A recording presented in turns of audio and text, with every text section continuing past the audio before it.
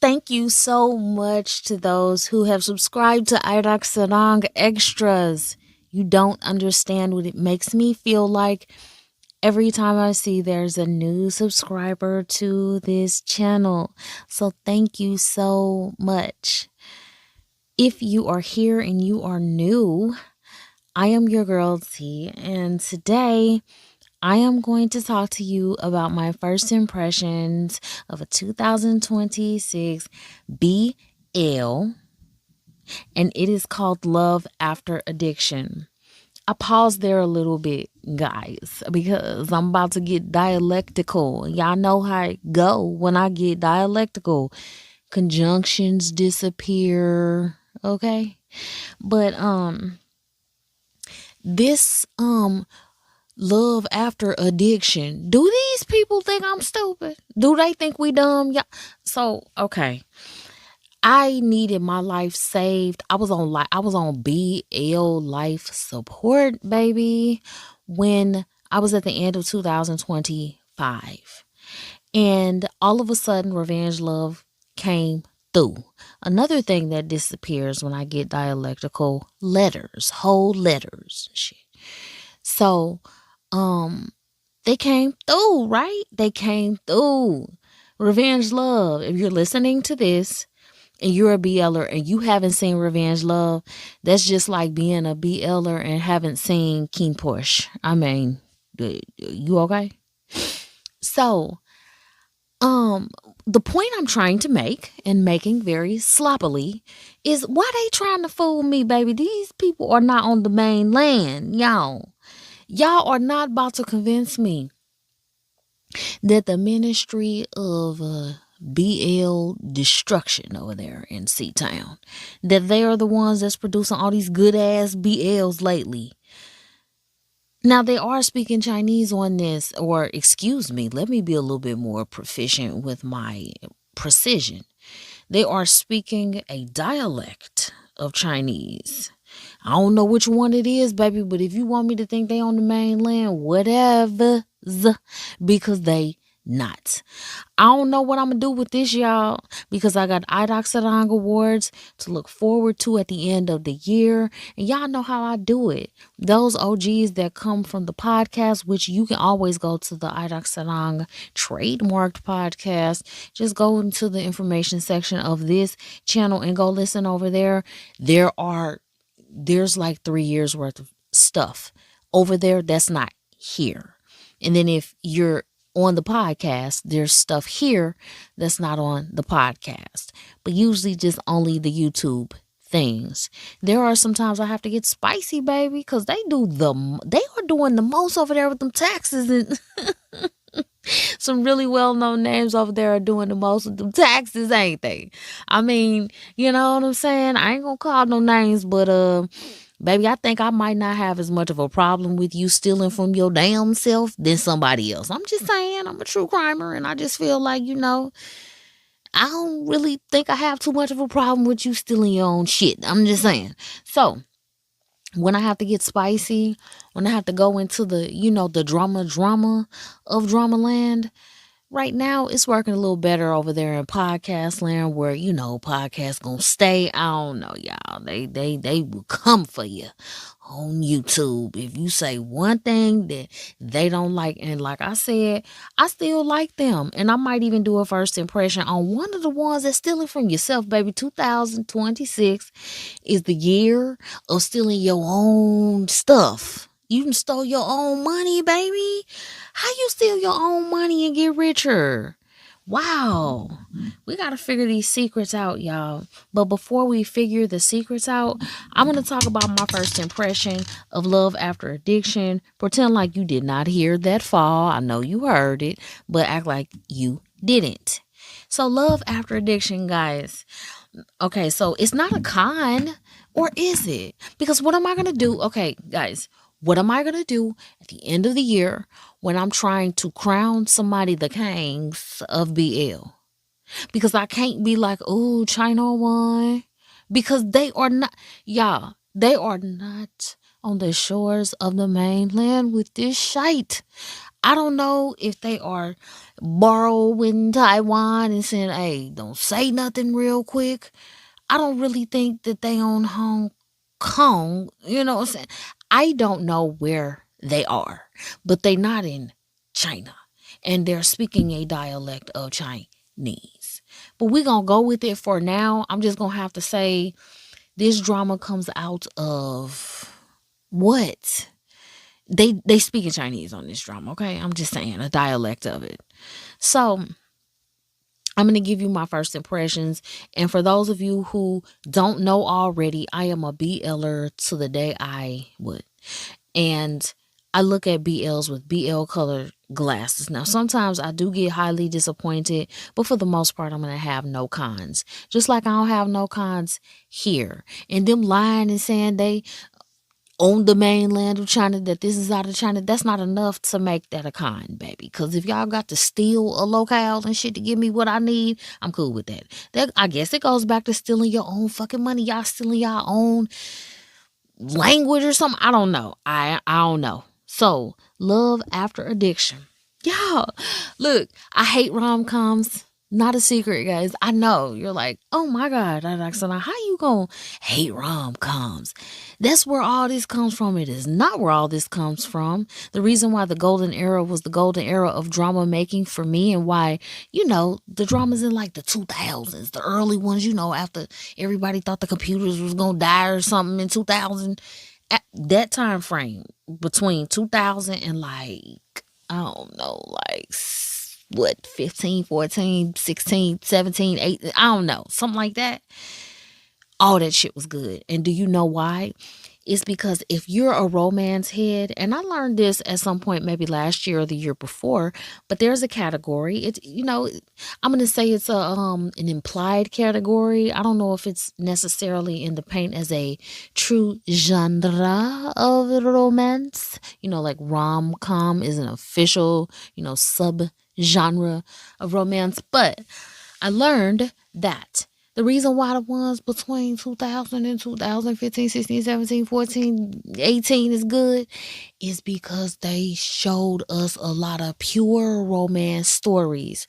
Well, Idoxodon, what is a pure romance love story? Because I think I know what pure mean, and I know what romance mean, and I don't want shit pure in my romance, and I got you, because I don't either. But what this means is that they gave us pure romance. They wasn't trying to make us laugh. They wasn't trying to be nothing. They just gave us pure romance, pure male lead, pure female lead, pure in the paint, pure passion, like that. Less of trying to distracting shit. You know what I'm saying? Back in Hangul, when the girls was wearing spaghetti straps and fucking midriff shirts and stuff, that just pure romance. Back when rain was thick, pure romance. Okay? So yeah, that's what we were getting back then. That's why the fucking dramas are so dynamic. Did we laugh? We did. But it was because the comedy came in as a result of a lack of self-awareness. I say this time and time again. You are not going to be funny if you're trying to make people laugh. That's just my humble opinion. Anyway, on Love After Addiction, this shit's fun. Y'all, ILOL. I'm talking about, the laugh where you can't be cute. We all got our cute laugh. The laugh where if somebody is overhearing us, we hope that they think, wow, she's laughs so pretty. And look at her. She's so pretty. So it makes sense that she laughs like this. It wasn't one of them laughs, y'all. It was one of them laughs that you can't really control it. It's controlling you. This crap is funny. It is just plain funny. To me, I wish that all rom-coms were done like this. They are just so serious in the way that they are delivering all of this calm to the rom. It is freaking good.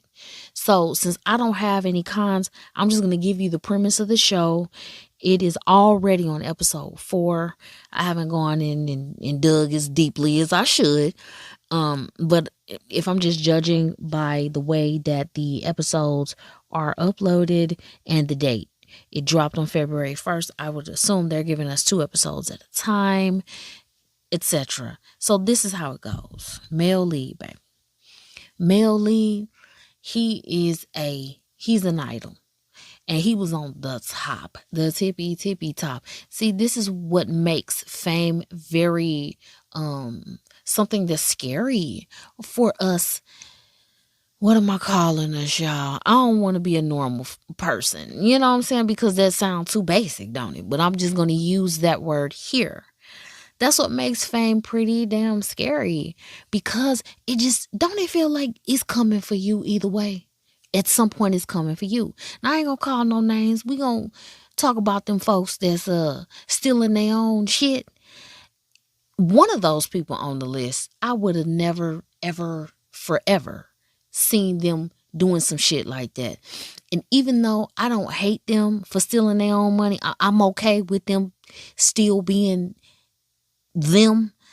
It does kind of fuck you up a little bit, don't it? You kind of look at them out the side of your eye like, so what are we doing with all of your money? It does cast a little bit of an aspersion on them a little bit, even though, oh my God, on the list of crimes, it's kind of, you know what I'm saying? But it makes it really, really something that you're not eager to get in. I know most people probably want the damn fortune. You can keep the fame. Okay, baby, everybody ain't got to recognize me, especially since they come in for you at some point. And I would have never thought at least one of those people would have ever been on the list of things. One of the guys is just that good all around guy. You blow on him and it's just like, it's just crazy. So this guy was an idol. Think about the one that stole his own damn money. That kind of idol. But he didn't steal his own money. He really didn't do anything. He was set up by a female who wanted... I don't know if she wanted him or if she just wanted the notoriety. It really doesn't matter because she got him knackered one night and got to taking all these fucking selfies and shit. And before you knew it, he on Weibo or WeChat or whatever they got out there in Taiwan, baby, because y'all not in China. Okay, so she put all that shit up on the internet. And we all know how that game goes. Once it gets on the internet, it might as well be a scripture or some shit because everybody believes it as long as enough people get to talking about it. So he's destroyed. He walks the red carpet one day or one night. He's getting carried and shit on the red carpet. And I'm calling anytime your ass gets doused with a pig's blood, you done got carried. Okay. So he gets carried on the damn red carpet and he isn't understanding how you can go overnight from being, Taiwan sweetheart, baby, because y'all not tricking me, Taiwan sweetheart, to being, doused with blood. So he's trying to figure out what in the entire fuck, and it spirals him into a deep depression because who is not going to be depressed? You went from being that to this.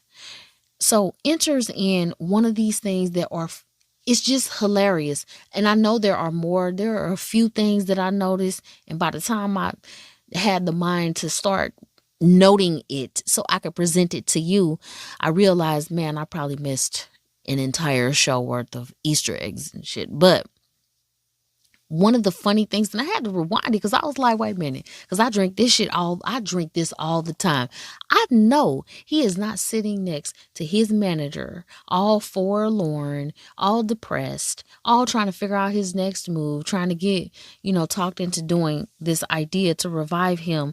And they doing it all over some Perrier. Now, those of you who drink Perrier know that it comes in a bottle that if you don't look hard enough, it looks like they drinking Heineken or some shit. Like there are On this table, there are like maybe a dozen or less Perriers that have, some of them have the tops totally off of them, and he's knocking it back like it's beer. And I just found that to be hilarious. It was funny. I'm like, why are they sitting here knocking this Perrier back like it's actually alcohol? At most, you're just gonna go to the bathroom a lot because you're gonna, fill up your bladder from absolutely nothing but carbonated water. It is hilarious. And I was like, why are they doing this now? It was so early in the drama that I really couldn't make heads or tails of it. And the comedy really didn't start hitting me until it got to a certain point, and I was like, okay, this is undeniable. So we all kind of know this story.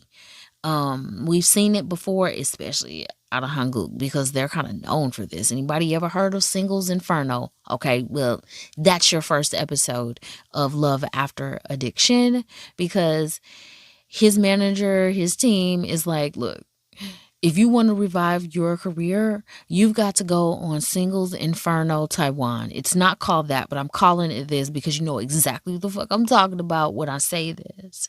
So he's like, man, I'm not doing that. You got me messed up. And that's them sitting around the Perrier, getting undrunk on the Perrier. So he's sitting there and he's got to make this decision. It's like he knows he has to go, but it's like the last thing he wants to do, because even though he's falling from the highest height, he's still too damn good for everybody. You know what I'm saying? Like, you can't go from being, the golden child to going and doing some Z-list type shit. But he has to do it because he has to recuperate his, impression, or the world has to see him reviving his reputation. He's got to rescue himself. So that means you got to do some old regular people shit till you can get back on top. So he does that. He decides, okay, I'm gonna go to this island. Now, y'all know how I am. Okay, if a reference in another part of A Drama Land makes sense, like, it doesn't matter where we are, but usually when I'm watching in Lacorn Land and the father's got a lot of money or the family's got a lot of money, they're Che Burtles. And I know Che Burtle is a reference to a high-ranking family business conglomerate in Hanguk, but I don't give a damn. So that means that over here, I really don't give a damn to not use the right references, because for me, language is all about what do you understand. If you can understand what I'm communicating, then that's all that matters. So, despite being, I don't catch it right away because, when I'm first watching this, it isn't coming together that this is a rom-com, because BLs usually aren't like that. And I know somebody saying, yes, they are, because over there in Tai, they always making jokes on that shit. But I don't know, for some reason, when I watch a Lacorn BL, I'm not really in rom-com mode. It just seems like BLs tend to have a less, like I said, they don't really have all that self-awareness where they're not trying to make you laugh necessarily. This one's trying to make you laugh, but they're doing it in a manner in which it's not very self-aware, and I just absolutely love it. It's hard to describe it, but he goes to Jeju Island, and even the way that he rolls up is hilarious and really depicts how he thinks he's better than everybody. Everybody else rolls up in a dinghy and it's like, 6 of them on a dinghy. He rolls up on his dinghy. It's just him. Okay. It is just him peacocking his ass off because he's the star here and everybody knows it. So he gets off his dinghy and everybody is ushered into their little shuttle van. And unfortunately, there's not room enough for him to go, but he's already handed off his bag and his phone. So, unfortunately, when they come back and they realize that, oh, ain't no room for you, we'll be back. And, he's like, what I'm supposed to do? And he was like, baby, you supposed to wait till I decide I'm going to come back. Except he's being ornery because he don't come back for too long. It's too long. He makes them wait too long. I ain't going to even lie. But anyway, so he's without his phone because remember, he handed his bag off to somebody that went off to look for a space for him on the van, and there was no space for him. So he's got no phone. He's, he is one of the ones that stole some money. I'm trying not to say his name. And when I say stole money, I'm talking about stole his own money. He's on that level. So he's got this ego that just won't quit. So he decides that, man, I'm knackered. I need to go and I need to relax because they not coming back anytime soon. So he finds a little corner that he can lean against the rocks, and I guess he's just gonna take a nap. While he's taking this nap, enters Boothang and he rolls up. And Boothang has a heart of absolute gold. He's like a treasure. The first scene of him is fixing a ham radio, baby. Anytime you fix a ham radio and the elderly starts to do his little hula dance, if you ask me, I love it. And it's just so endearing. So he comes and he's like, "Excuse me, do you need help?" And they make their visual connections. There's no way they don't recognize each other because they are absolutely, yes, classmates from back in the day. It's tropey, but it's not the kind of tropey that makes you feel like, ugh. It's not like that. So I'm guessing that by the time that they finish high school, because what they're doing here is that now that our two male leads have now crossed each other's paths, they're giving us a bit of flashback back to high school. And I'm not gonna lie, the bottom or what have you, the way he is getting mercilessly bullied, baby, I almost walked. Yes, I almost walked to Taiwan. And that's why I feel like, wherever they're making these BLs, just be honest about the locale, because I need to be able to know where I'm walking. It's too fucking far to be walking to the wrong place. Going all over to the mainland, talking about where y'all BL at. Y'all trying to get me hurt. And I'm not trying to do that. I want to go to Taiwan where it's safe to ask where the damn BL being shot at so I can hurt somebody.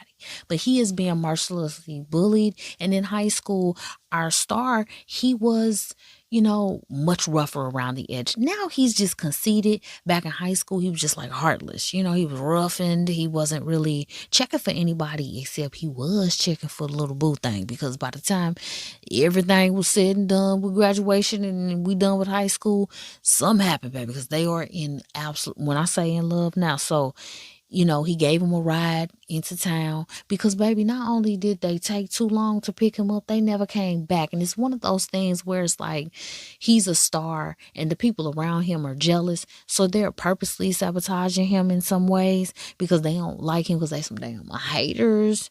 And yeah, so he never came back. So, I mean, Boothang on the moped kind of had to come back, or else homeboy would have had to walk or something, and he don't know where he going because he's so pampered that it just doesn't dawn on him that maybe you should find another way back. I'm just asking on your own.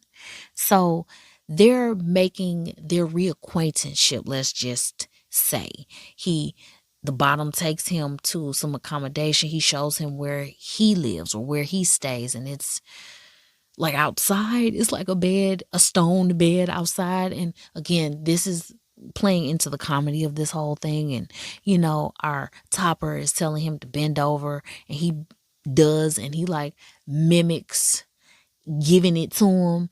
And it's just hilarious the way that he is pretending as though this makes any sense, that we would be assuming this position because your back hurters, some dumb shit that he was going through in that scene. But moving on into the drama, another thing that I noticed that I found hilarious. Now, remember, I'm talking about episodes 1 through 4. This drama is a really good drama to watch, especially for those whose attention spans are a little bit shorter and you just like that completionist of completing episodes. I know there are those that want to finish they want a drama to finish before they can jump in. I don't have that kind of patience, but I do have the patience for episodes that are 20 minutes long. And these episodes are 20 minutes long. And therefore you get a lot of completionist energy boosts, I guess. So by the time we get to this part, y'all, it's probably episode, I don't know, maybe 3 or 4. Probably more like 4. Anyway, they're talking outside of out of where they kind of shoot their scenes or will shoot their scenes soon. And he's like he's not really confronting Boothang on the moped. He's just kind of, doing the whole let me draw in real close and make you uncomfortable like I'm gonna kiss you, but I'm really not. But Boothang was eating a stuffed roll. And it's hilarious because it's not one of the big ones we're used to seeing in dramas.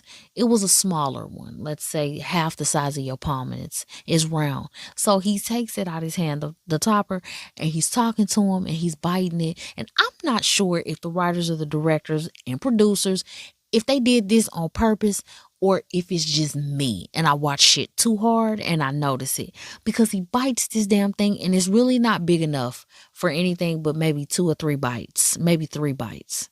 But every time, we pan back to his face and then we look at Boothang and then we pan back to him, this roll gets bigger and bigger. And it's not so much that it gets bigger, it's just that it reflects that he hasn't eaten as much as we know he's eaten, and he's taking healthy bites. Now, I don't know if that's them or me, but it is funny. It's like episode 4 or 3.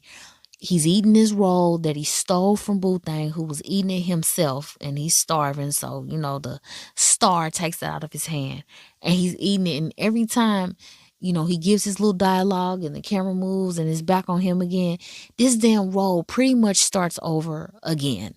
And I just encourage you, when you watch Love After Addiction, first of all, you're going to love it. Okay. I give it 4 stars. Okay. And the only reason I don't give it 5 stars is because it's really hard to give a drama 5 stars right away. I'm sorry.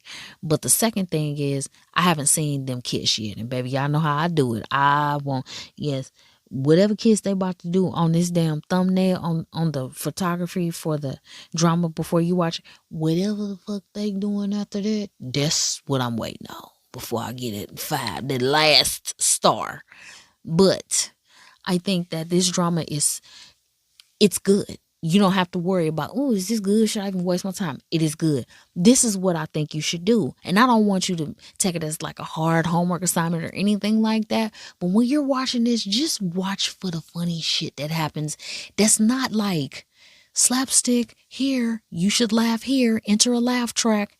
Yeah, just watch this fucking small ass stuffed roll just start over every time. He's taking he's just taking this bite and it's just getting bigger, or either they're subtracting bites. I have no idea what's going on, but it is fucking funny.